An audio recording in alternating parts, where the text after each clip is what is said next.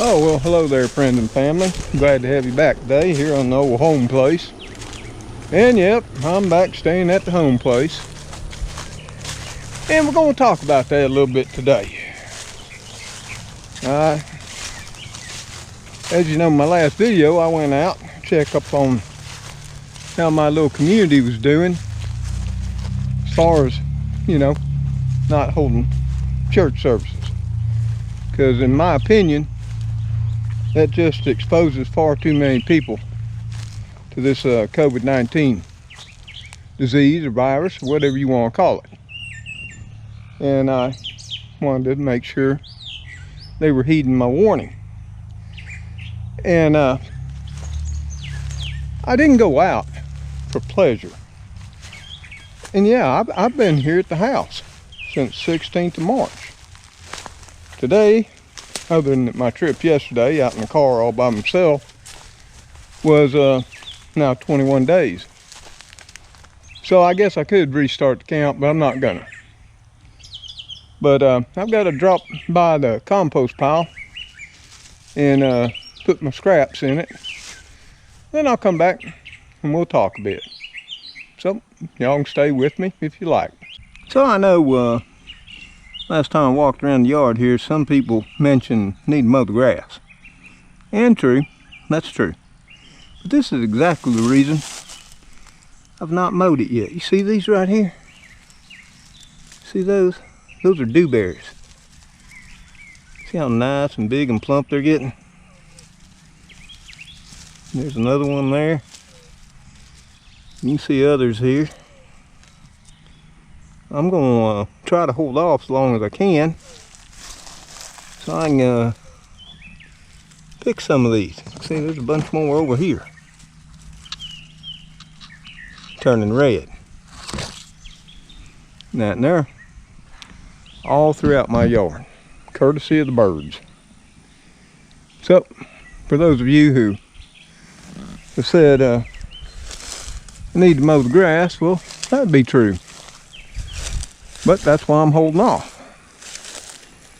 Because like I say, they're just interdispersed all through here. Of course, I've had some junk fall out of the old oak tree right there that I got to get picked up today. That's just part of living under an ancient oak, unfortunately.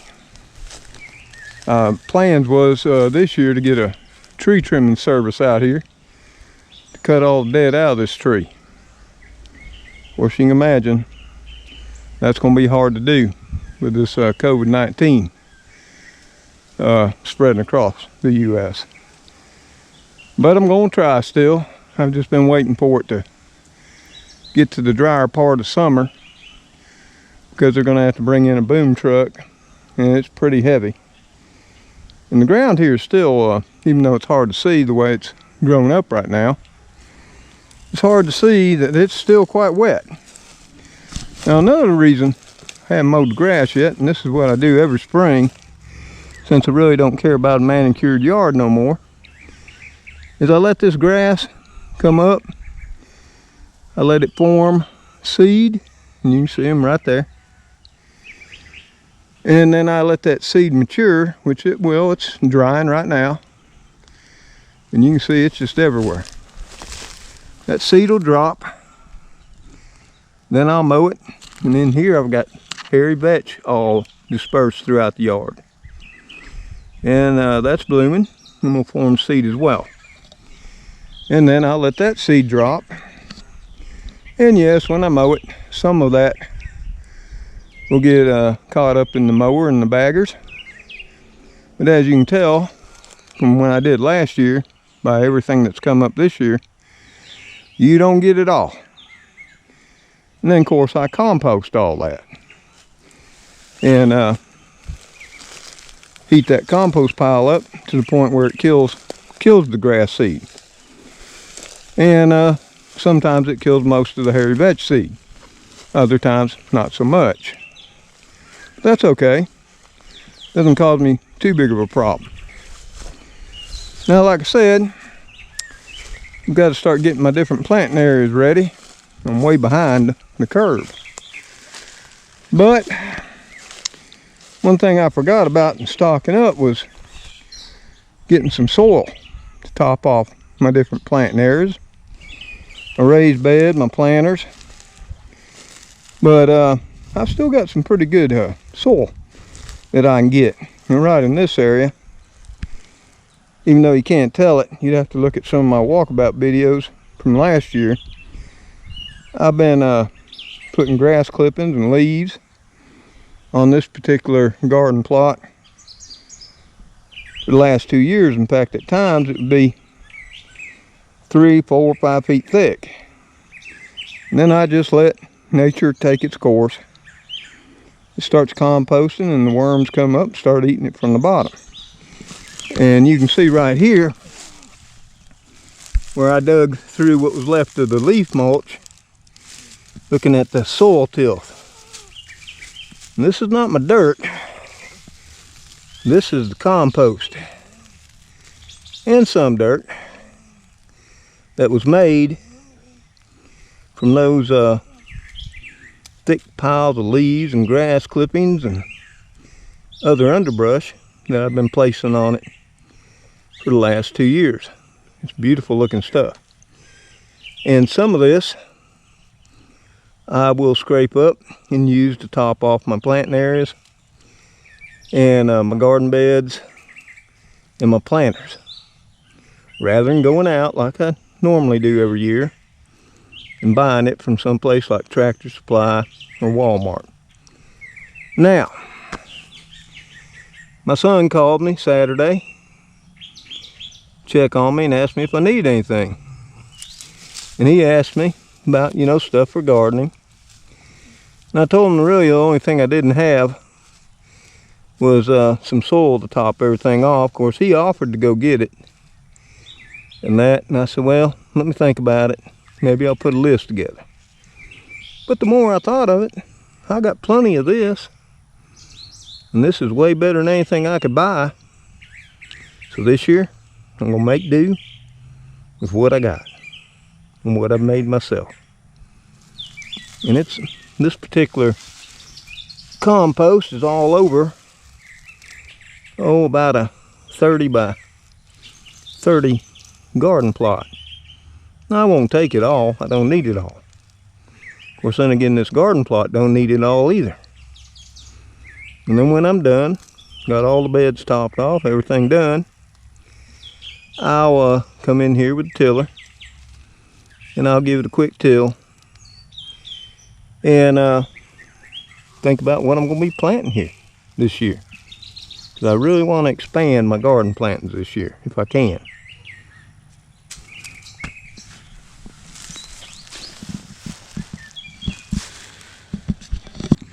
So y'all, like I said there in the beginning of the video, I want to talk a little bit about my last video, where I went out and I took a ride. And my purpose for that was to see if those of faith had stood up to become part of the many to save the few, and had not attended worship services, i.e. mass gatherings, where the COVID-19 disease could be spread, and each one of those places become small epicenters in our small town. And as you know, my little town, 99.9%, they'd done the right thing, and I was ever so proud. Now, with that said, by me getting in the car and leaving the place and breaking my self-isolation was, as one viewer, Rob, in Scotland, and please, I understand his opinion, and in many ways he's right. I've been preaching to just stay home. And then, I get in the car and I head out. But, I did explain there was some risk to that. Now, I had no intention of going in any shop, restaurant, or interacting with any people. And the risk was, I could have broke down, but I was more than willing to just walk on back. And I would have. I'm sure along the way many would have pulled over and asked old Mr. Tom if he needed a ride. Because I know everybody and they all know me. It wasn't for enjoyment that I went for the ride. Now, I did enjoy it. Some other viewers, they were a little disappointed because they thought I was tattling on people. That wasn't what it was about either. What it was about is just like I sit here and tell all you viewers and my friends and family, which many of you are. I truly care about people in the world. I truly care about my country and all those living in it.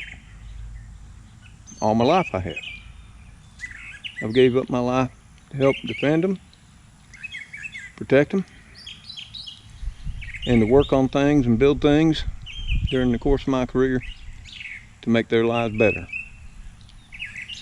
So my thought was, when I went out yesterday, should I see us not heeding the stay-at-home order, limiting church gatherings to 10 or less, then I would come back and think about what more could I do to finally drive the point home here in my small community and get everybody to understand the chances and risks that were being taken by not heeding that stay-at-home order. And I did mention, some people were out walking, and that's totally fine. Husband and wife, maybe it's husband, wife, and their children. That's totally fine. It's when we gather together that the risk comes into play. Gathering together in stores, whether that's Tractor Supply, Walmart, Superfoods, or what have you, or convenience stores. Likewise, having several people or more inside the gun shops, beverage stores, and what have you. All those increase the risk for contacting someone that may be asymptomatic with the coronavirus, and then contracting it yourself and taking it home. So I knew there was some risk yesterday, but like I said, I had no intention of getting out of the car, and I didn't. You saw on video exactly what I did, no editing. Oh, I did edit out one time where I got the coughing, because it's allergy season right now, like I told you, and it plays havoc with old Mr. Tom every time this year. It didn't used to when I was younger, but then I didn't have COPD. So, in a way, I did wrong yesterday. I broke my own advice, and I broke self-isolation. And after reading a couple of viewer comments, especially Rob from Scotland, I admitted that. In the essence of what I was saying, by heading out in the car, I'd become hypocritical.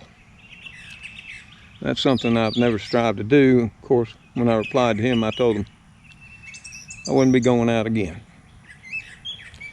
And I'm not. If I need something, and as long as my son's healthy and well, I'll just have him pick it up. And there's not really anything I need to go out there and see anymore. My community's doing the right thing. Or at least the faithful are. I can't control the whole situation. But getting back to that, what would I have done if everybody was gathered up? And that was Palm Sunday too, and it's extremely important to Christians. And not only that, but there's likewise days in all religions and faiths. It's hard for people not to gather and to worship during these times. And I understand all that. But if I'd went out, seeing we weren't doing the right thing, my plan was I was going to take further action, maybe, write an op-ed in our local paper, when it comes out once a week. And I have written many. In fact, what some of you don't know, back in my younger days, I was a writer. And I wrote short stories. And they were stories, based on, loosely, on some of the events in my life, from childhood on up through adulthood, and I'd say mid to late 30s.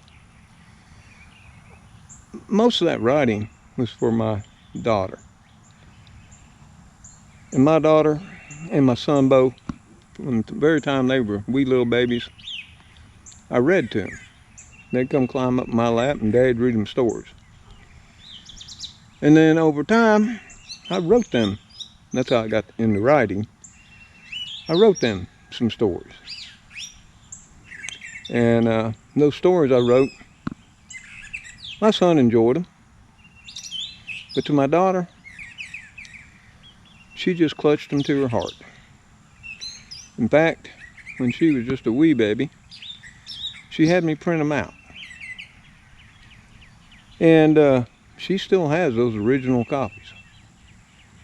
Of course, the folds have almost gotten so bad that they're about to fall into pieces. But she has carried those stories her daddy wrote for her when she was a child all her life. And even the last time she was down, I asked her about them, and she said, "Daddy, they're right here." She wouldn't unfold them because they'd probably just fall to pieces. And Ashley grew up having a love of literature, books, all of those things. In fact, she went to college to become an English major. Her intent was originally to become a librarian. And she chose rather to go into the service. She went in the Air Force. And it was during that time that she had a serious accident and a life-changing tragedy that would forever change her life. And I'm not going to go into all the particulars, but trust me, it was not only very life-threatening and has consequences for the remainder of her life, but it was also very tragic and saddening. And I wouldn't want to wish it on anybody. And if I could have changed it for her, I would have. So anyway, that's why I did what I did, was to see if there was something more I could do to change people's minds. And if that took writing an editorial in the local paper, or even I thought about taking out a full-page ad. Because sometimes our local paper, and this may be true in some of your small towns, they're a little picky about what they publish. Especially if it would tend to be controversial or be directed to others that they might be associated with, you know. Because it is a small town. A lot of the businessmen take out advertising in it. And it's some of them that I'd be criticizing. So that was my thought. And I just wanted to explain it and let all of y'all know. The people who rose their concerns had every right to. And as I responded to them, I told them so and understood it more and realized, yes.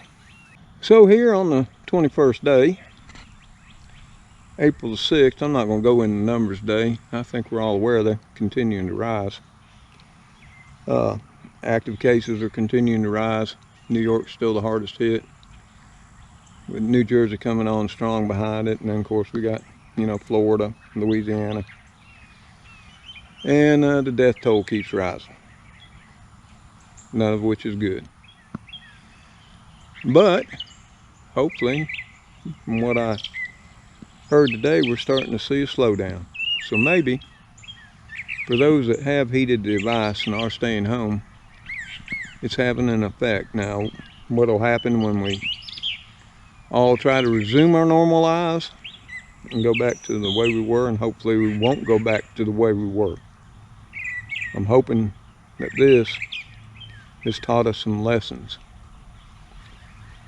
taught us some respect, some humanity for each other, caring, because we've seen a lot of people care. Helping people with meals, food, making masks, all the people volunteering in the health profession to go to the hot spots like New York now. We haven't seen that in America in a long, long time. We're seeing it now, and I hope we do not forget what we've learned from this. Because if we do, then there'll be absolutely no positive come from this. None at all. So that's my hope and prayer, that we learn from this experience, we hold it tight, and we cherish it in our hearts, in our minds, and in our souls going forward. So what's my plans here on the old place? Well, I'm waiting on a battery from one of my mowers. Then I will be mowing parts of this yard, folks. The parts that are pretty full of those dewberries, no, they can just keep growing. So I'm going to be picking some of them and freezing them. I'm not here on my little half acre trying to make it into home and garden. We're good housekeeping. And I know at some point in time the city's going to stop by and be upset with me because we got this here law that says you can't have grass or weeds over 14 inches high. And you know what? We hired somebody, this town did, to be the person that goes around and checks on that. Now how ridiculous is that? But it's part of the town's beautification program. And I've argued that in the past because I've been cited because I didn't rake my leaves. I haven't raked my leaves in 20 years. I let them decay some on the yard, and then normally, sometime in late winter, I run the mowers over and mulch them up, put the baggers on. You don't get them all. Baggers, you'll probably get about 75%. The rest stays on the yard to help go ahead and decay, feed the grass, feed the trees, just like it should. And then of course I bring all that to one of the garden plots, just like the one I showed you earlier, and I start stacking it up on top of it. Then I let the worms do the work. Now if you do go back and look at some of my gardening videos and walkabouts, you'll see every planting I had from early spring all through the summer and the fall is always mulched and kept mulched for anywhere from 6 inches to a foot or more of mulch, which is normally grass clippings. And why that's so important here in the deep south is it gets extremely hot. It gets extremely dry. That mulch helps keep the soil cool for whatever I have planted, and it also helps the ground retain moisture, because I know for at least the last 4 years we've been in anywhere from what they call a severe drought to an extreme drought, especially here in my county. I don't know why, but for the last 2 years we've been on the top level, extreme. And that's why I gave up last year in gardening. I just really couldn't afford the water anymore, because here in my small town we're real proud of water. And of course people say do a rain catchment system. It wasn't raining. That's why I was having the water all the time. And that. And you can't legally drill a well, not within the city limits. Because when they went in many decades ago and put in the water system, even out here where I live, there were wells. And there still is an old well here. They condemned them. Most of them they sealed up. Now my well is not permanently sealed. It does have a, about 200, 300 pound concrete cap over it. But I have moved it once, and with the aid of the truck and some pry bars, I could probably get it off again. I could use it, but with the city always coming over to take care of the cemetery, if they ever heard that pump or saw me build a pump house over it again, I'm sure they'd take issue about it. So I'm either pay for water, or I try to use mulch, compost, whatever, to try to retain as much water in the soil as I can. Last year was a tough year. 2018 was extremely tough too. We were in severe to extreme drought. And I thought it could never get any drier. And then last year, it made me understand, oh yeah, it can get a lot drier. especially heat-wise. It was terrible last year. And even though I was watering, things were still burning up and dying. I had trees start dropping their leaves. It was so bad. And when a tree starts doing that, especially early in the year, late summer, real early fall, it's not about the seasons changing. It's about the tree going in survival mode. It's got to drop foliage to cut down on aspirating and losing moisture. And that's just what they'll do. And that happened. Leaf drop last year was extremely early. And I'm hoping this year will be better.